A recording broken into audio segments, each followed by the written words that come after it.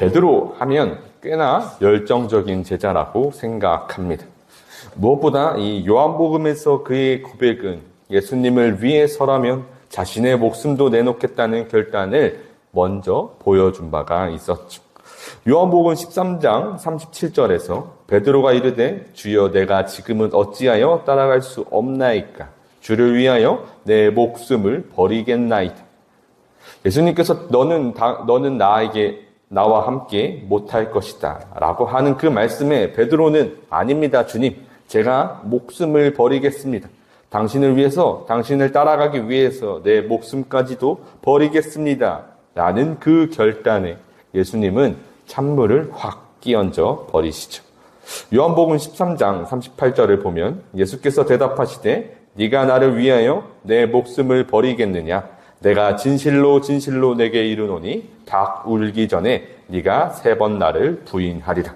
그렇게 우리가 잘 아는 베드로가 3번 부인할 것을 예수님께서 일러주시죠. 그러나 우리의 생각과 예수님의 말씀과는 조금 다르게 예수님이 잡혀가실 그때에 베드로는 칼을 들어 종의 귀를 잘라버리며 예수님을 지키려는 모습도 보여줍니다. 요한복음 18장 10절을 보면 이에 베드로가 칼을 가졌는데 그것을 빼어 대제사장의 종을 쳐서 오른편 귀를 베어버리니 그 종의 이름은 말고라. 그렇게 그는 예수님과 함께 예수님을 지키려는 마음을 품은 채 대제사장의 집 안뜰까지 동행한 것 같습니다. 이것이 오늘 본문의 시작이죠. 오늘 말씀은 베드로가 부인하는 것이 나타나지만 여타의 복음서와는 조금 다르게 첫 번째 부인의 모습이 아주 강조되어 나타납니다. 요한복음 18장 15절을 보면 2명의 제자가 예수님을 따라간 것을 볼 수 있습니다.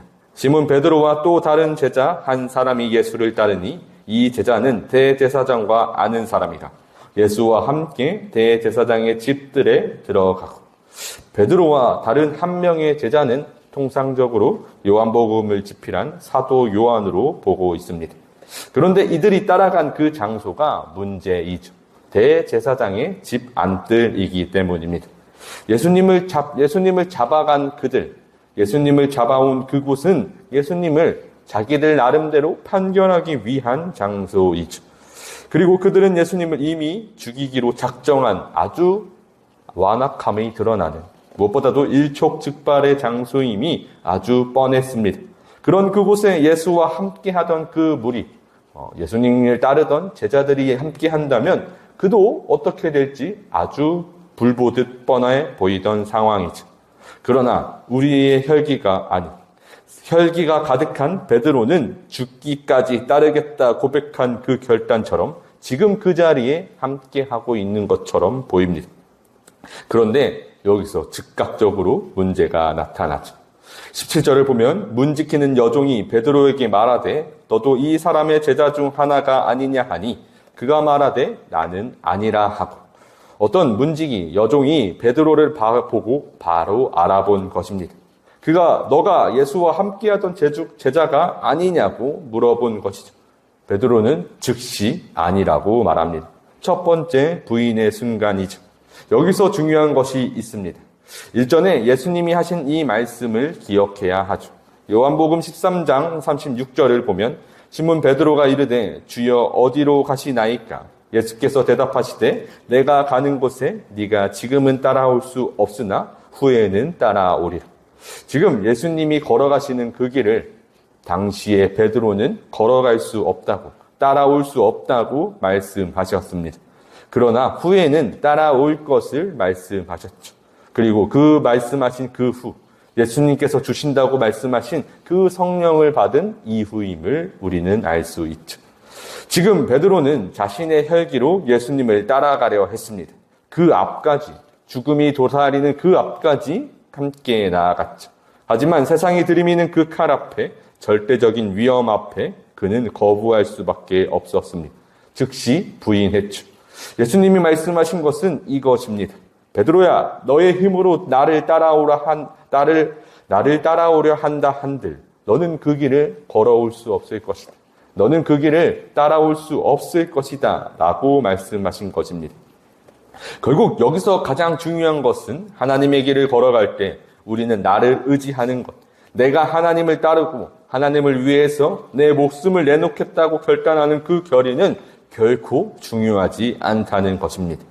베드로가 자신을 의지한 결과는 세상과 동화된 모습이 나타났죠. 18절을 보면 그때가 추운 고로 종과 아랫사람들이 불을 피우고 서서 쬐니 베드로도 함께 서서 쬐더라. 예수님을 버리고 세상과 동화된 모습을 베드로는 보여주었습니다. 결국 자신의 힘으로 예수를 따르려 한 결과가 결국 그 힘으로는 자신의 힘으로는 따라갈 수 없는 길임을 깨닫게 보여주었죠. 예수님은 그가 부인할 것을 일러주셨고 그가 예수님과 함께하지 못할 것을 아주 분명히 알려주셨습니다. 그러나 그 이후에 이어주신 말씀이 너무나도 중요하죠. 이후에 그는 따라갈 수 있을 것이다. 예수님이 그 모든 일을 이루시고 나서 따라올 수 있을 것이다 라고 말씀하신 그 말씀대로 베드로는 오순절에 성령을 받은 후 설교로서 어떠한 말을 하는지가 아주 중요합니다. 사도행전 2장 38절은 베드로가 성령을 받은 이후 저 회중에게 이 설교한 내용인데 베드로가 이르되 너희가 회개하여 각각 예수 그리스도의 이름으로 세례를 받고 죄 사함을 받으라. 그리하면 성령의 선물을 받으리니. 베드로는 이제 예수 그리스도를 증거하는 자로 거듭나게 되었습니다. 오늘 우리가 본문을 통해 깨달은 것은 성령을 의지해야 한다는 사실을 보았습니다. 하나님의 은혜를 붙잡아야 한다는 것이죠. 주의 길을 걸어갈 때 우리는 우리의 힘, 나의 혈기가 아니라 성령을 의지해야 한다는 것입니다. 이 세상을 살아가는 주의 자녀는 반드시 성령으로 말미암아 사는 삶이 되어야 한다는 것이죠. 나를 의지하고 내 혈기로는 실패한다는 사실을 깨달아 오직 하나님 한 분만을 붙잡을 수 있는 저와 여러분이 되시길 간절히 소망합니다.